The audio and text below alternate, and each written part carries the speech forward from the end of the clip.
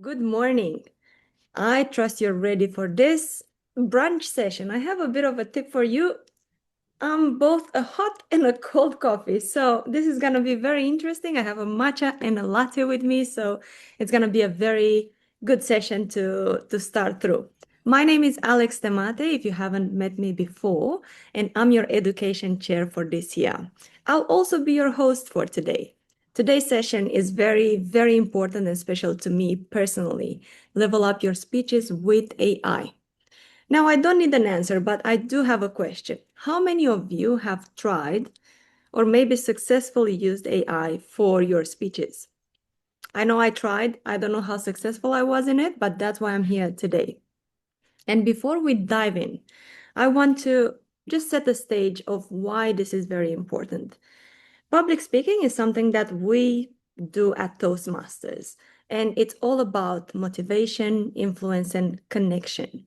We want to motivate and connect and influence others through our stories and through our voice. Public speaking is about clarity, delivery, and quality. And at Toastmasters, we know we have a toolbox. We have a toolbox of tools that we can use whenever we need them. And what do you think AI is?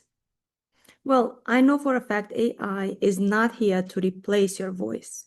AI is here to enhance it.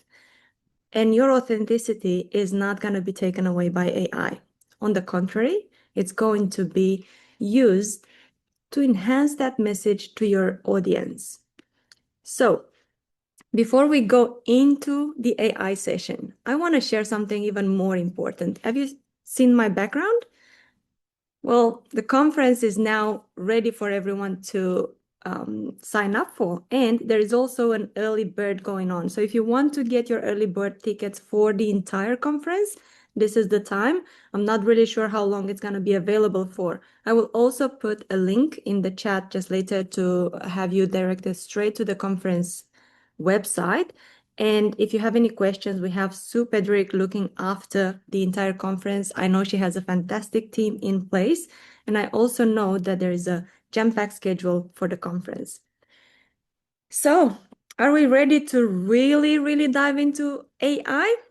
Our next speaker is Rob Kenefeck. He's an area director of M21. He's been in Toastmasters for a while, but I know that I've personally worked with him last year, and he's just fantastic at everything he does. He's also a part of Go-To Toastmasters, and guess what? He is the go-to person for tips and tricks on AI. Ladies and gentlemen, fellow Toastmasters, I'm very excited to introduce to you Rob Kenefeck for the AI part. Rob. Thanks, Alex. Hello, everybody. Can you all hear me well enough? I see thumbs up. Excellent. So today I want to talk to you about the digital mentor and using AI as your virtual speech coach. As Alex said, my name's Rob, an area director. I look after a few clubs in the city centre of Melbourne. I also am the president of Go-To Toastmasters. I help found Go-To Toastmasters. And so I have a fair bit of experience in using AI to help me get my job done. With so many different things to happen in my Toastmasters life, I need all the help I can get. The agenda for my little session this morning is to talk about AI context. AI has been around for such a long time under the guise of machine learning and algorithmic intelligence. In November 2022, OpenAI publicly released ChatGPT and thus started the AI era. By January 2023, businesses everywhere were going crazy about it. 100 million active users were actively trying to use ChatGPT. Google was ruining the day that they let their Bard system go unpublished. And in the 3 years since then, entirely new businesses have boomed and bust based on the AI era we're in. It's impossible to avoid AI wherever you go. And as an IT consultant as well, I often find myself talking to various different audiences, both my clients and just random people that I meet on the street when they hear that I work in IT, about the technical aspects of AI. Now, I'm going to try really hard today to not go into too much of the technical aspects of AI.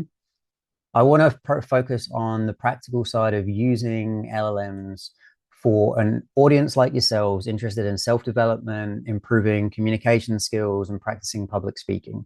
AI has a whole heap of things that it can help with. And so I want to look at AI from the lens of writing and preparing to deliver a speech. The AI context in this regard is all to do with how you might use AI. But we're also going to use and look at AI for researching, some of the disadvantages of AI, a personal story about how I've used AI and why Alex asked me to deliver this fun educational session. And then we'll look at a few of the tools for practicing your delivery using AI and understanding how to do things a little bit better with it. So AI context. As Toastmasters, we should regularly be preparing new speeches to deliver, to practice a new skill or to hone the existing skills that we've got. As an area director, I get to go to plenty of different clubs, and I've had the pleasure of seeing lots of different clubs operate. One of the common things that I find is clubs struggling to get people up and talking, people delivering speeches, especially their newer members. And so as an area director, I like to speak to people and understand what's going on. And often they say to me, Rob, I just don't know what to talk about. I've done my icebreaker, and the icebreaker is easy, right? The icebreaker is the start of every pathway. It's the start where you get to talk about yourself, and everyone knows themselves, and so they can talk and introduce themselves to their club, to their new club. When they move on from there, the pathways are a little bit more generic. They give you the opportunity to talk about anything you want. But sometimes when you've got so many options about what to talk about, you get paralyzed by that decision. AI can help with that. And so AI, I talk about in this context of being able to pick a speech subject, being able to understand what you could talk about, or just getting AI to prompt you on a number of different things that might be interesting and different topics that you might want to pick up with. AI and LLMs, large language models, are able to read information, parse information, and then determine a way forward. And I'm going to talk a little bit, without getting too technical, about how AIs work a little bit later on. But we have this thing called pathways, and AI can start to align for you along with pathways. So if you ask your AI agent what speech you might want to deliver and some topics for it to suggest, ChatGPT in particular, it's done it with me before, will say, which pathway are you on? Which speech are you trying to deliver against? And so it can then go into the publicly available content. Not all of the content is publicly available, but any of the resources that AI has parsed through the Toastmasters.org website. And it's able to understand what the evaluation criteria might be. It's able to understand what the purpose of the speech is. It's able to understand some of those different levels of decision making, and it's able to then give you some feedback and some prompting to help you pick some speech content. I was running through this myself. I knew what I wanted to talk about with this educational, but I also like to try and use AI to hone things and refine things. So I knew what my focus was for the session. I knew the sections that I was planning to talk about. And so ChatGPT was able to come back and start structuring it for me, giving me a way of thinking about talking points, examples, and prompts that you might be able to use. Now, I haven't used many of the prompts that it's given me, but I wanted to show you and demonstrate to you that this is something that you can look at when you're building and writing your own speeches. Context has a very special meaning in relation to AI. That's because LLMs use something called the context window. And I know I'm not going to go technical, but if you're interested, you can talk to me later about it. The important thing to know around context is that the amount of detail that you put into a chat agent, the amount of specific detail related to the subject matter that you want to get some information about, that will determine the quality of the result that comes back to you. The less it has to guess, the higher the quality of the result. So if you're already prompting it about a Toastmasters meeting that you're presenting, or telling it that you want to write a 6-minute speech rather than just a speech, then the AI agent will able to come back and provide you a much higher quality response that can work really well with you. Prompt engineering is a whole new skill area. Like many skills, you need to learn and practice it over time. But prompt engineering is the methodology by which you can ask a question to an agent in that conversational style by giving it all of the context that it needs to be able to answer the question effectively for you. Sometimes agents will ask you clarifying questions, but you may already have started down the wrong path by the time it asks you those questions.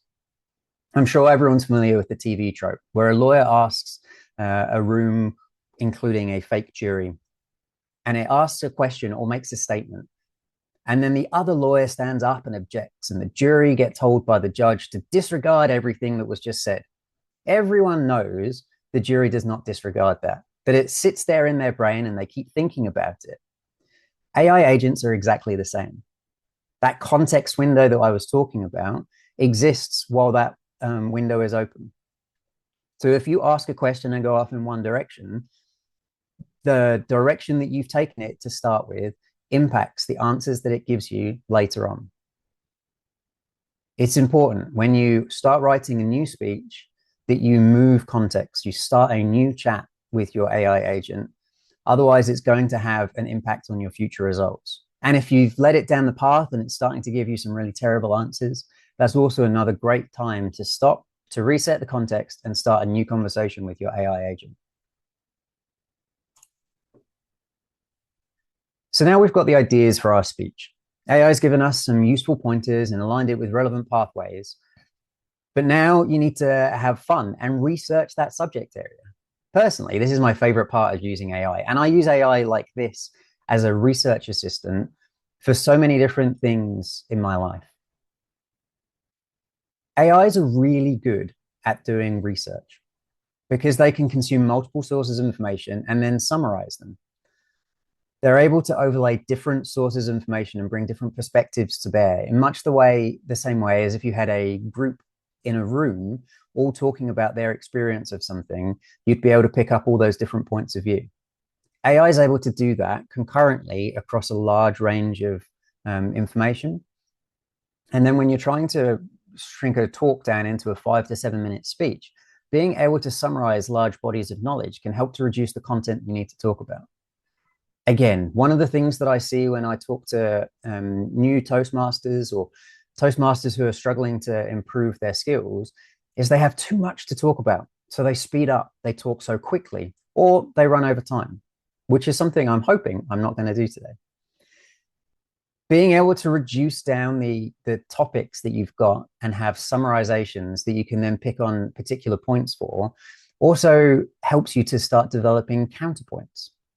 So LLMs are notorious for hallucinating, and we'll talk about the downsides of LLM hallucination in a second. But one of the techniques that you can use to override the hallucination is to ask it if it's sure, or to ask it if that's really correct, or to challenge something that the AI has returned back to you. Being able to challenge points is a great way of having debate and discussion in human interaction, but also with AIs as well. Being able to challenge those points helps you challenge your own understanding and also the AI summary of it. You need to fact check when you're using AI for research. The LLMs can also be asked to explain concepts for particular audiences. So if you wanted to explain the purpose of Toastmasters to someone who's never experienced it before, AI is able to take all of that body of knowledge, shrink it down, and talk to it effectively.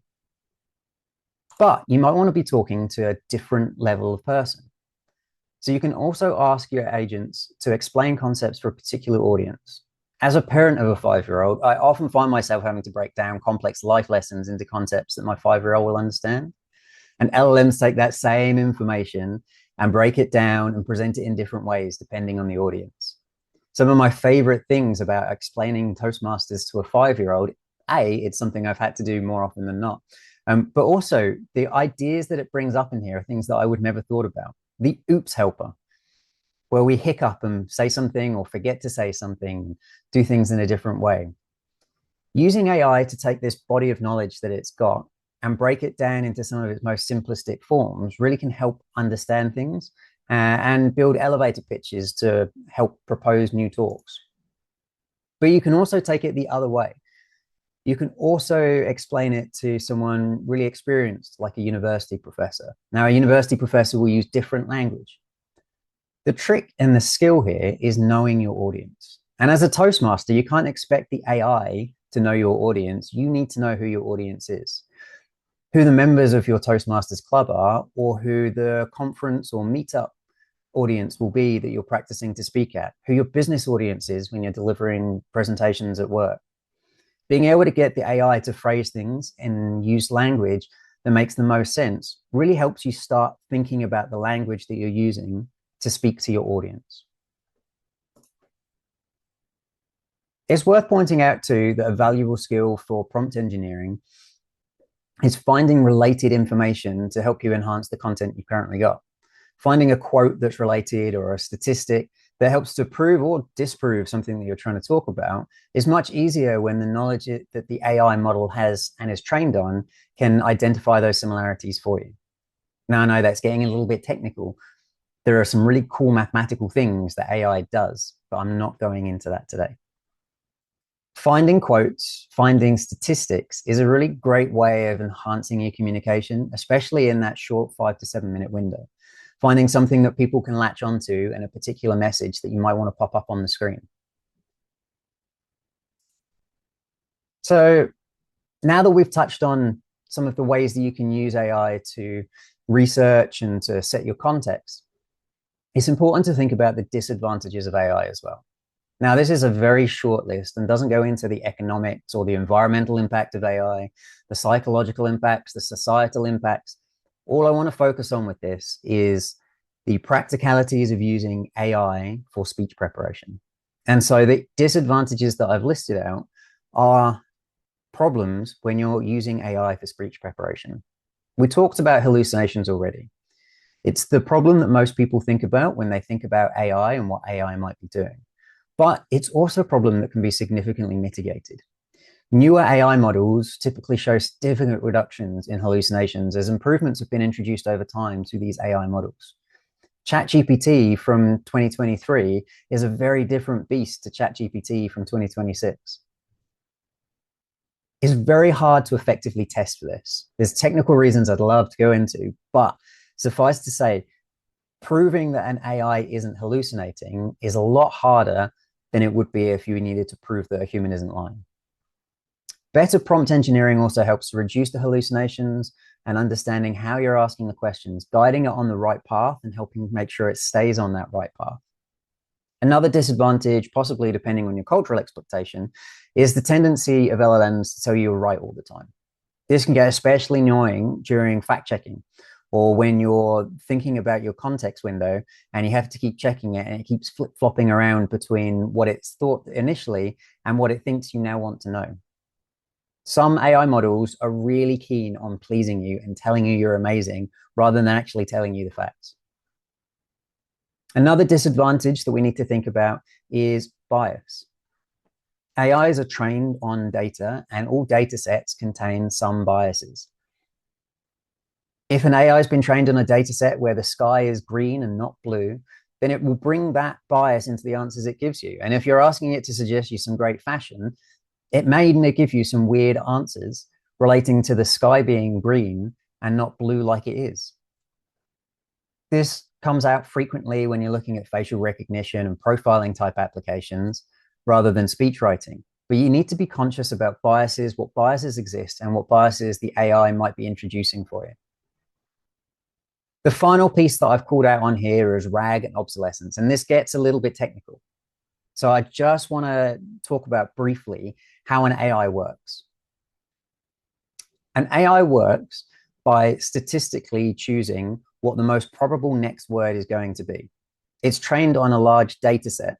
So you might train it on an encyclopedia and then ask it questions on that encyclopedia. If you're using an encyclopedia from 40 years ago, the information and the knowledge that it's got available to it will be out of date. In much the same way, if your doctor got trained for 20 years, then disappeared onto a desert island, when they came back 20 years later, they wouldn't have the up-to-date level of knowledge that they might need to help treat you effectively. And so the same occurs with AI agents. Retrieval augmented generation is a technique that can be used, but it's for the purposes of writing these speeches. Think about the context and the relevance of the data that you're using and that the model has access to. And if you're trying to make a speech about something really modern and up to date, information that might only be available within the last month or two, then you might need to start using retrieval augmented generation to write those kinds of speeches. Okay, coming to the end, my personal story and how I use AI. The reason and the impetus for writing this training module was me having a coffee discussion with Alex. I was catching up with her, having just delivered a technical speech to a group I'd never met before on a subject that I'm pretty familiar with. Often when I'm doing this for work, I cycle from venue to venue and I deliver training sessions or courses. And I don't have time to sit there and read through my notes. When that happens, my brain is thinking constantly on the bike ride. I'm either listening to a podcast and getting completely off track with what I want to talk about, or I'm trying to think about the questions and the content that I'm going to be speaking about. So one of the things that I have tried to do and that I've been using AI for personally for delivering speeches like this is to put my presentation and all my speaker notes into Notebook LM. Then it's able to generate for me a podcast, a 10-minute podcast of 2 different voices speaking backwards and forwards, just using the content that I've given it, not using anything else on the internet, just the stuff that I want to talk about. This is a great way for me to listen to things that are being said in my presentation, to understand a conversation about it. And it just helps refresh my brain about what I'd put into that presentation in the first place. Being able to take that natural hearing and speaking environment and then reapplying it in speeches and delivering speeches is a great way of preparing for me. But there are other tools as well. So I've talked about Notebook LM. There are also tools for writing presentations. Now, presentation today, I've used the Toastmasters slide deck, and I've written it all myself and pulled pictures in, and I've used AI to generate those pictures. They haven't been great, but I have used AI to generate those pictures. I did try and get AI to write this speech for me and deliver the slides as well. And the slides that it was able to generate, they're okay.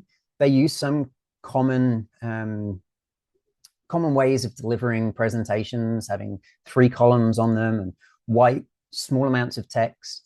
There's not really many pictures in here. It hasn't generated me any speaker notes. But what it has done is it's given a kind of baseline that you might be able to use. Now we'll go back to my presentation because I think it's actually better. The other thing that we can talk about is Udely. Now, Udely used to be part of the Toastmasters.org offering. You now get a discount to use Udely. And Udely, or many of the other tools as well, Ori, Virtual Orator, Small Talk to Me, they're all things that you can sit and have a video conversation with. You can interact with back and forward, and you can provide, and it provides you with analysis based on what speech you've delivered it. You can also have custom counters. I've seen someone from the Toastmasters world who's written a Python script which will sit there and listen to the microphone in a meeting, and it will do the counting and filler words for you, or the oops words, as the Gemini definition helped me with. These are all tools that you can use to help build out your own capability. But it's important to understand that none of these tools can replace a human mentor or a test audience for getting feedback. A Toastmasters meeting is the best place to learn and grow and get relevant feedback that you can apply and practice. If you don't have enough speech opportunities at your local club, there are many clubs out there, both virtual or in-person clubs, where you can go and practice and deliver guest speeches. For additional refinement, that's where you might want to use an AI to give you that feedback as well. But use your mentors, use your test audiences and your peers, because they're the ones that will give you the most benefit when you're thinking about delivering a Toastmasters speech. Thank you. Rob, thank you very much. That was very insightful. I hope everyone learned something new. I can see some comments as well. It was something for me to obviously take home. I don't think anyone has had a session where there is a bit of technical plus practical tips on how to use AI, and you've done a fantastic job, Rob. Thank you very much. We will go into a break for maybe, yeah, beautiful. Thank you very much. We're going to start our second part of today. We have one more speaker. Our next speaker is, I'm going to tell you about him a bit after. I want to acknowledge Janine Wan, our district director, who's present in the session today. Every time we have people from the district in education session, we're more than happy to welcome them. And I'm pleased to see you here, Janine. Also, we have Marlene Sinclair, who was our Hall of Famer this year. And we have Kevin, I think. I'm not sure if he's off camera, but I saw Kevin in the chat, very, very serious about the color of the sky. And we might also have Sue. I mentioned Sue for district conference. If you want to text her today, you can. Just make sure that you pick the right way to text her personally. If not, feel free to go on the website. I'll put the website again for the conference. And I hope to see you there. I'm already signed up. I know that I like a early bird type of ticket. So I mentioned that the next presenter is very, very good at AI as well. His name is Graeme Dunlop. Graeme Dunlop is also our technology manager. So if AI wasn't the right tip to tell you that he's a great person to talk about AI, maybe technology manager says it. Also, Graeme is part of an online group, Guiding Stars. And if you think that you don't have time to go to an actual room, make sure that you go on an online session with Toastmasters with Guiding Stars. So, Graeme. Great. Thank you very much, Alex. All right, folks. Did you all have a good New Year? Yeah. Looks like I did too, right? I didn't. This is an AI photo. It's pretty hard to tell, actually. There's two things that you can tell about it that are wrong. Well, at least there's one thing. The top thing is, if you know me at all, you'd know I would never be at this kind of party. So look, I can't tell you how much fun I have had with AI recently. I've been playing around with it and trying to find some real uses for it. So my topic today is having fun with it, having fun with AI in your Toastmasters journey. Because if you can't have fun with it, what's the point? So. All right. Now, what words come to mind when you think of AI? And just to get you started with that, we are going to start a poll. So let's launch this poll and we will relaunch the poll. That should have come up now. What words do you think of when you think of using AI?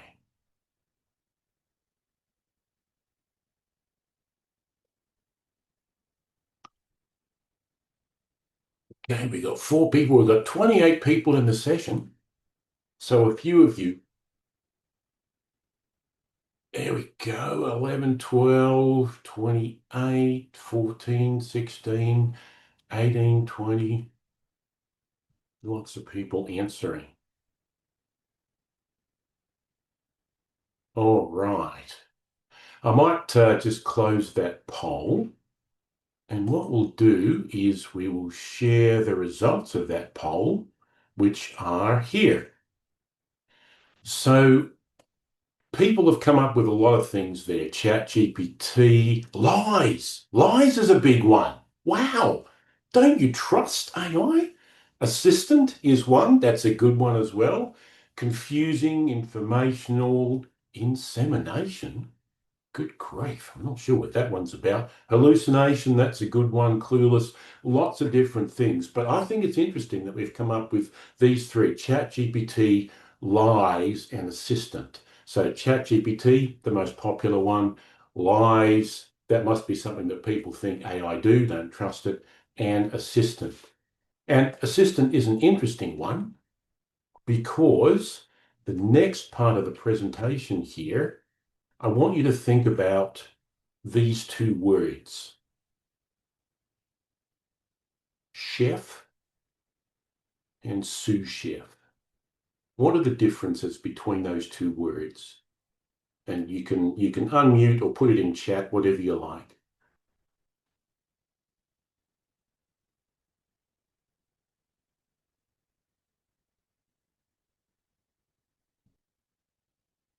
Sous chef supports. Yep, sous chef is the assistant chef. The chef is the boss. The sous. Yeah, okay. One has more vowels than consonants. Yes. That's very good. But I think you've got the essential thing here. In this chef-sous chef relationship, the chef is the one that's in charge. The chef is the one that sort of executes or at least comes up with the recipes and so on, and make sure that they're executed correctly. And the sous chef is the assistant. They'll do all the chopping. They might make some suggestions, but ultimately it's the sous chef that's in charge. Now, that's really where we want our AI to be. So what you really want in this relationship is for AI to be your sous chef. You want AI to be someone that can assist you with what you're doing, an assistant, a preparer, and a partner. So it's interesting that assistant came up in that word cloud that we had before when you were putting in what you think of AI. Now, one thing about being a chef and being a sous chef is you have to have how can I say, you have to have a common language, really. And that common language is something that you have to share so that you can be able to talk to each other properly. And one thing that chefs are good at and consistent at is having a good recipe or a good formula that they can follow.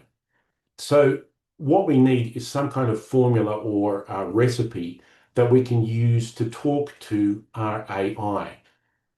And one way that we can do it is with this kind of formula here, a prompt formula. It's called formulate prompt. We can use three things to help us with AI.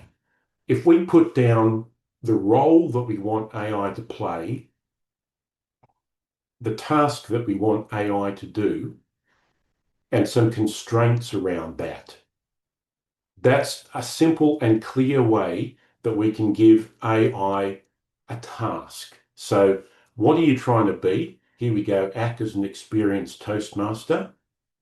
Task, create 3 introduction ideas for a speech, and the constraint, under 50 words with a humorous tone.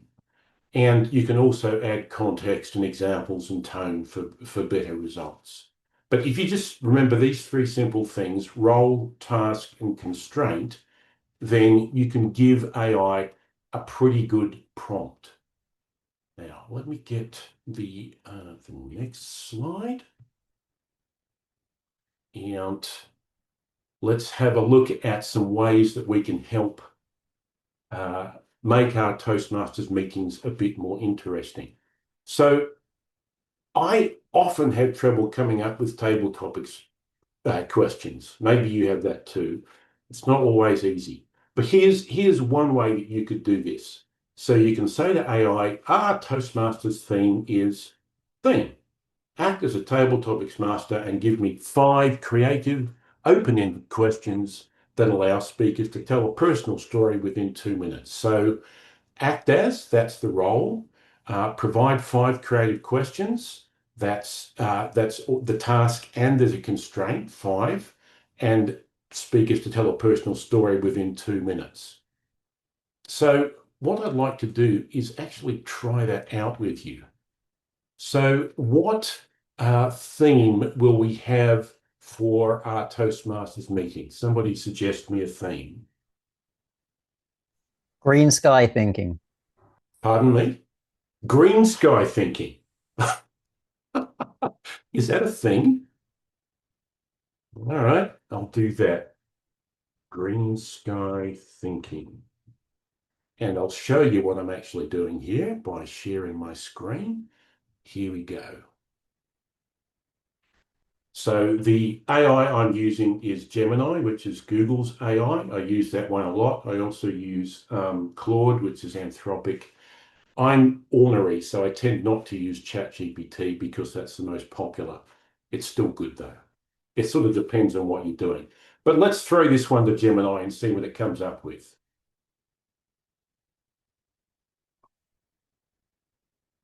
All right, Gemini is always very enthusiastic. Sky thinking is a fantastic twist on the classic blue sky thinking, etc. Anyway, so it's given me 5 questions here. Is there anything that you like or don't like about these questions? They're too long. That's exactly what I said when I first came to this. They're too long. They're too long for a table topics question because people forget. If you throw them a story, they're like, what was the question again? So it's a quirk of mine, you don't have to do this, but I usually try and engage in a conversation. So I'll say something like, this is great, but the questions need to be much shorter so people don't forget them. Let's see what it comes up with then. There we go. It tells me I'm right. I mean, that's great, right? Of course I'm right. Yeah, whatever. But here we go. This is a lot better. So what this shows you is, hey, we can do this. We can come up with 5 great questions, but we can iterate through the results as well. You don't have to use what AI throws you the first time. So these are actually a lot better. We could iterate on this to make it a bit better, but I think you get the idea. So let's have a look at the next. We can use this also to help us come up with a word of the day. So similar things, suggest a word of the day for a Toastmasters meeting with the theme blah. That should be sophisticated, but easy to incorporate into conversation. So what kind of a theme can we give AI with this one? What kind of a meeting theme? Any meeting theme? Humor Have or it the theme of laughter. green sky thinking again. Green sky thinking again. No, let's do something different. What about humor or laughter? Something like that. Humor or laughter. Okay, we can do that. Humor. Let's say humor. So what I'm going to do is share my screen with you again. I'm going to start a new chat with Gemini and say, what did you say? Laughter, humor. Let's say laughter.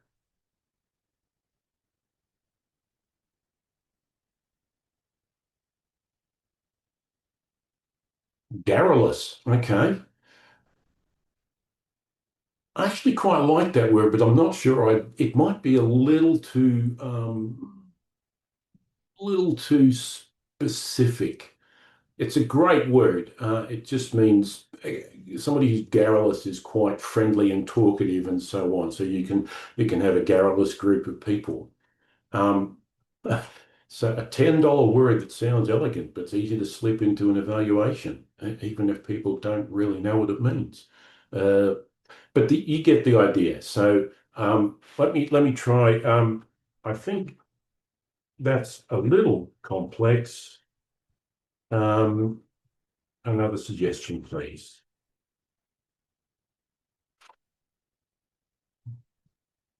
Jovial. Actually, that's much better. Jovial goes along with the theme of laughter, but it's quite a simple word. And you'll probably hear that more than you'll hear garrulous. Good stuff. All right. Now, something I like to do with table topics especially is to give people images or things to play with and discuss them. If you've been to a Toastmasters meeting where I'm table topics master, you might have seen that. So I played around with AI, and I wanted to make up a bit of an image of myself in a fun context. So this is what we came up with.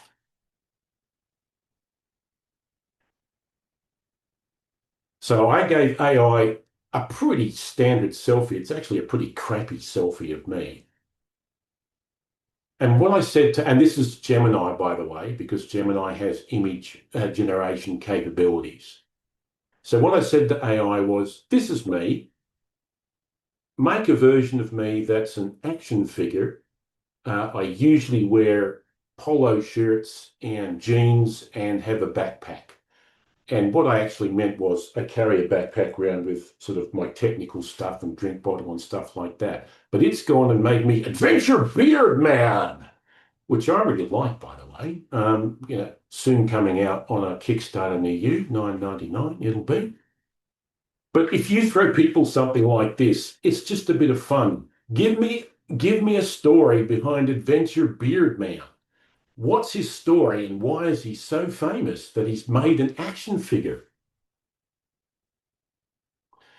Another thing I like to do is to I love making trivia quizzes, and I did one this year for some friends. And what I did was I put myself into a movie poster and had people try to guess what the movie poster was. So here's one of them. I did 5. Nobody knew what it was. This is a movie. This is a movie that came out last year. Anybody know what this was? What was the movie? Formula One. F1, the movie. That's what it was. Now that's just a bit of fun, but even for table topics, you can have people say, "What's the movie?" That's fine. That's just one question answered. But again, you could put, "What's the story here? Why is this guy ended up in the middle of nowhere with an F1 behind him? Tell me how he got there," or something like that. Okay, so that's a bit of fun. One other thing you can do is to make images from procedures. This may or may not be of interest to you, but I think it can be. I'll be honest and say the example I've got here is not the greatest, but here's something I did just to try it out. I fed AI a whole election process, a club election process. I asked it to pare it back to the essentials. I was a little more specific than that because it talked about, it happens the first meeting every May, whatever. And all I wanted was just the election process itself. So I asked AI to pare it back, and then I asked it to request a visual representation of that summary. And I said to it, make a visual representation, professional, yet not formal, clear and easy to read. Now, it's not bad. Don't look at it too hard because there's a load of spelling mistakes. I don't really know why AI can't spell properly with this. I have had things where I've made process diagrams before, and when I've tried to change them, it's clear that AI doesn't actually understand what the process represents. So you want to try to be as clear as possible up front. For example, I had one where there was 2 boxes that were connected by like an elbow arrow, and I asked AI to take the elbow arrow out, and it just fed me back exactly the same image. So clearly it didn't know. But that's one thing that you can do to make things easier. I was trying to explain a process in try booking to someone, and I explained in detail what the process was to Gemini, and it actually came up with quite a good visual representation, because that kind of thing can help when you're trying to clarify things in a speech or anything that you're doing. Okay.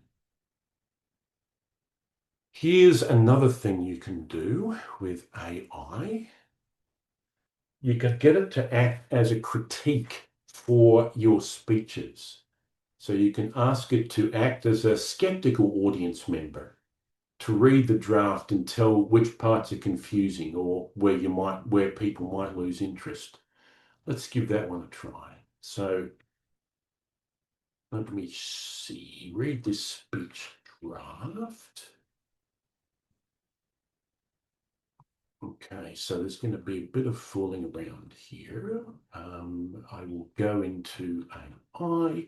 I will share my screen again with you. And we'll come up with a new chat and say, read this speech draft.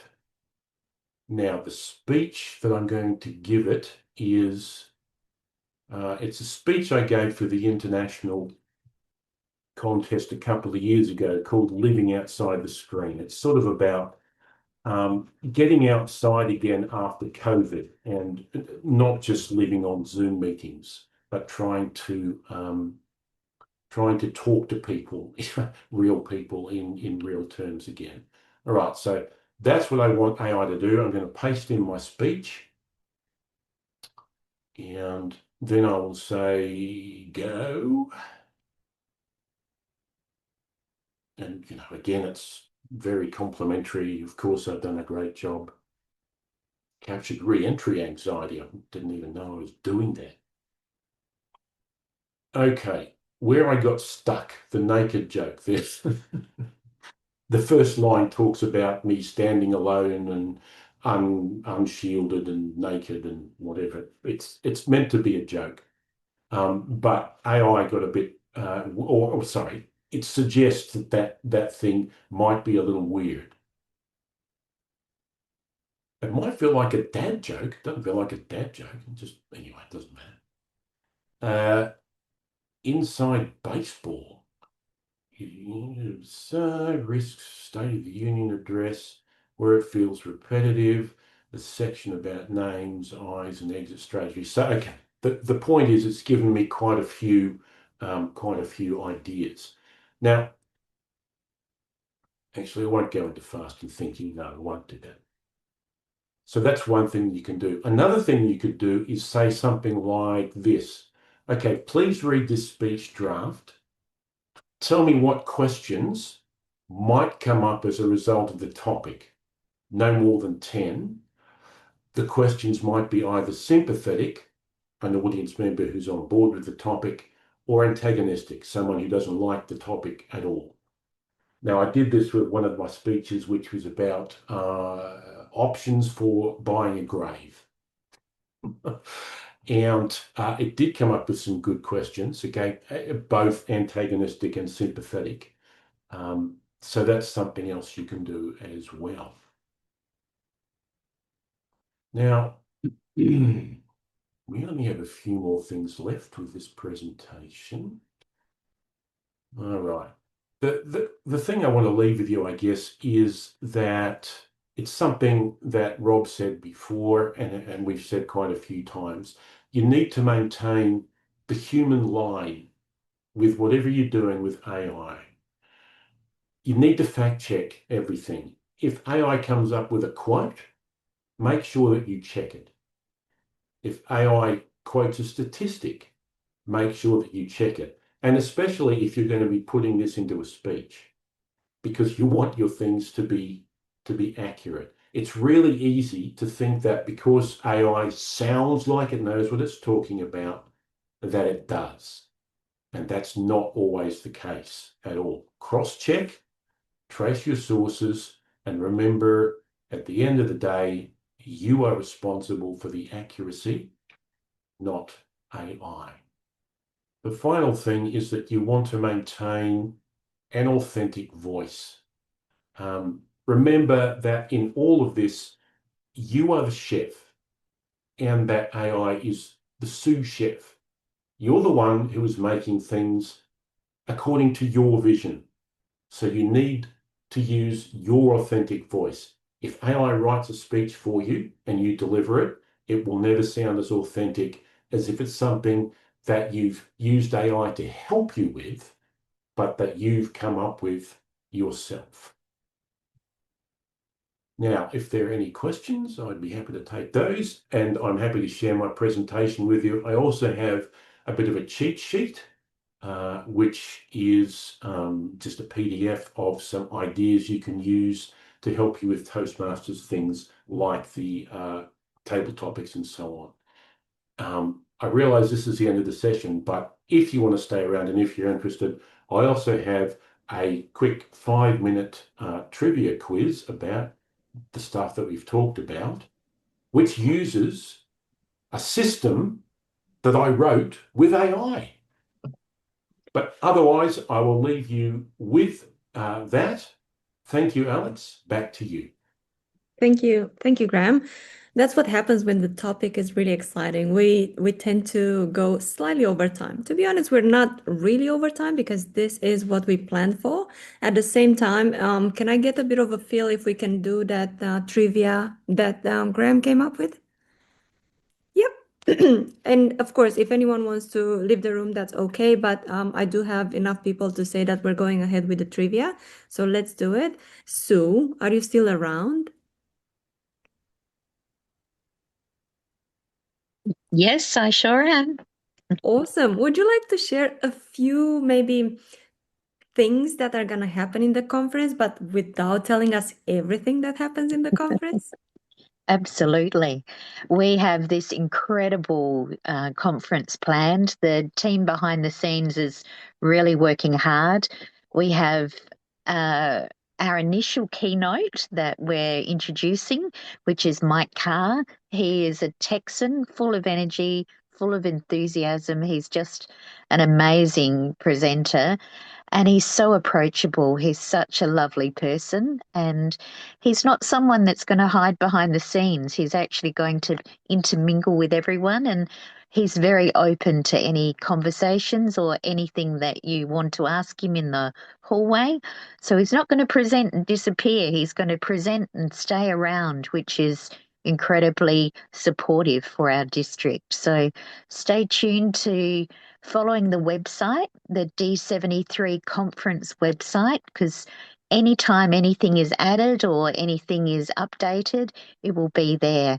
If you want to register, the first 50 registrations get the discount of the early bird, and after that, you will be back to the normal price. But all the details are on the website. So go to the District 73 Toastmasters conference, annual conference, and you'll find all the information.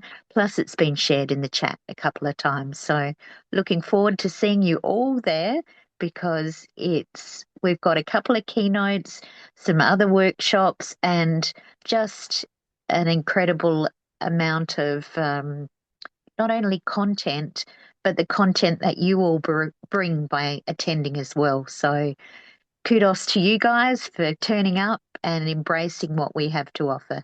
Back to you, Alex. Well, thank you very much, Sue. I'm very excited for the conference as well. And I have a question for our presenters. Kevin asked if, in your opinion, or if in your experience, did you see people, did you read the questions, Graeme and Rob? Yeah, do we have an answer for Kevin? I mean, I just typed one. I love this question because it's one I asked myself. Can you also repeat the question, because we're going to record sure. and It's people would want to know what in your experience, do people personalize their interactions with AI? Do they ask thinking if they're speaking to a person or a thing? And to me, I think it depends on how people see AI. Maybe I'm wrong though, because I know that AI is a thing, like it's a construct, okay? It's not a real person, but I can't help talking to it like it's a person. And part of that is my enthusiasm for some of the stuff I've been doing. Like I said, the trivia thing, that's a thing I did with something called vibe coding. And it excited me so much. I was just like, and I said this to the AI, this is great, man, this is fantastic stuff. This is really exciting. So I do tend to interact with it as though it's a person. I think that gives me good results. What does anybody else think? Yes, I agree. Okay. So from the technical side of how it works, the words that you put in have an influence on the responses that you get. So when you put in pleases and thank yous, you'll get back more kind of kind and soft language. When you put in real technical questions and very specific definitions of things, it comes back with language very similar to that, because it's all based on a probability of word following word following word. So it doesn't need a please or thank you. And in fact, if you add in niceties like, how's your day going? What's the weather like where you are? What that does is that actually confuses the AI and it sends it off in random directions that have got nothing to do with the question or what you're trying to achieve out of it. But pleases and thank yous affect the way that it then responds back to you. So it's worth doing pleases and thank yous. It's not worth doing how's the weather kind of niceties. Thank you, Rob. That was very interesting because I think all of us sometimes feel like, oh, they gave me the answer or it gave me the answer, so I should be nice in return. And we've all seen that Graeme has a very good interaction with AI. And I think I do personally. I don't want to say that everyone does, but I do. But your point is really important because then it also affects what we get back from AI. Graeme, put in the chat the trivia. Let's get on with it. Yeah, I can see that there's 5 people connected. Magic. 6. This is really going to give this a workout because it is something that AI created, but it's not robust. It's like it's good enough. Okay, so if it goes a little bit funny, we'll know. Alrighty, I'm going to start now. We've got 11 players connected. I reckon that's enough. 12. Whoa, people coming on board. Anybody else? 13. Okay, I'll just be a little bit patient. All right, 15. Wow, people coming online all the time. Okay, folks, I'll start the quiz. Here we go. It's just 5 questions and go. So when you're using AI for speech writing, what does the sous chef mentality imply? 12 seconds to answer. 8 seconds. I forgot to tell you it was timed. Make your answer now. Here we go. And the answer is you provide the core message and the personal stories while AI helps with structure and brainstorming. I like the one that says AI generates a digital avatar to give the speech for you. I mean, probably it can do that, but that'll be a bit weird. Next question. You asked for an AI quote from Toastmasters founder Ralph Smedley, and it provides inspiring but unfamiliar sentence. What's your safest next step?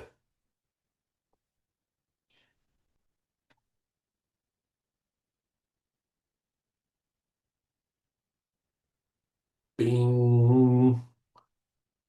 Next step is verify the quote through an official Toastmasters source or archive. I like the answer that says, use it immediately. AI has access to all historical archives. I mean, maybe doesn't make it right, though. All right. Question 3. Which of these is the most effective formulaic prompt for a Toastmasters meeting role? 10 seconds to answer.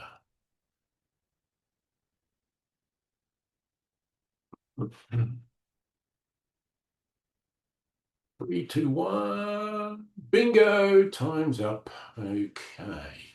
And the answer is the long one, basically. This is where we've got the role, the task, and the constraint. Oh, gosh, you've all been listening. This is fantastic. Next question. Why should a speaker be cautious about AI-generated humor or stage directions?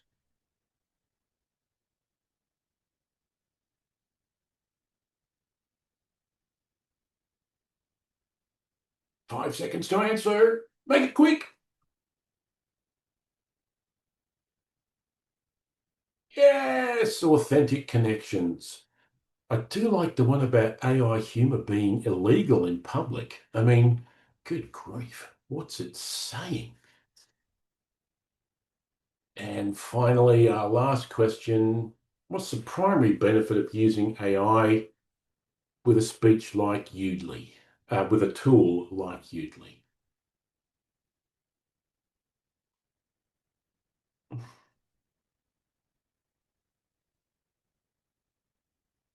I'm going to say D. It guarantees that you will win your next club speech contest. That'd be nice, wouldn't it? But of course, no, the answer is B. It gives you objective feedback on filler words, pacing, and eye contact. All right, that's the end of the quiz. Thank you very much. I hope you enjoyed it as much as I enjoyed putting it together. Awesome. Thank you very much, Graeme. I think Marlene definitely won this. I saw the crown on her name. And can I also say that I was probably the last one? I missed the first question and then the other one was wrong. So it happens. The one who organizes may miss some information as well. I wanted to say a heartfelt thank you to everyone who joined. I can see that we've gone a bit over time and we still have 21 people in the room, which means this topic was engaging, was of interest, and I'm very, very happy that you're here. If you have an idea of what's next, let me know. We do have a planned education session for the entire year, but I'm still happy to maybe add one more in or do a specific one online. So we can always add more to what we're learning. If you want to share your feedback for this particular session, feel free to do so at Education Chair email or directly with Rob and Graeme, who've put so much work and quality work into what they shared today. And don't forget to reach out to Sue for the conference. Thank you, everyone. Enjoy your Saturday. I'll see you next week. We have one more education session next week, and that's more about what's going on at club level. So see you next time. Thank you.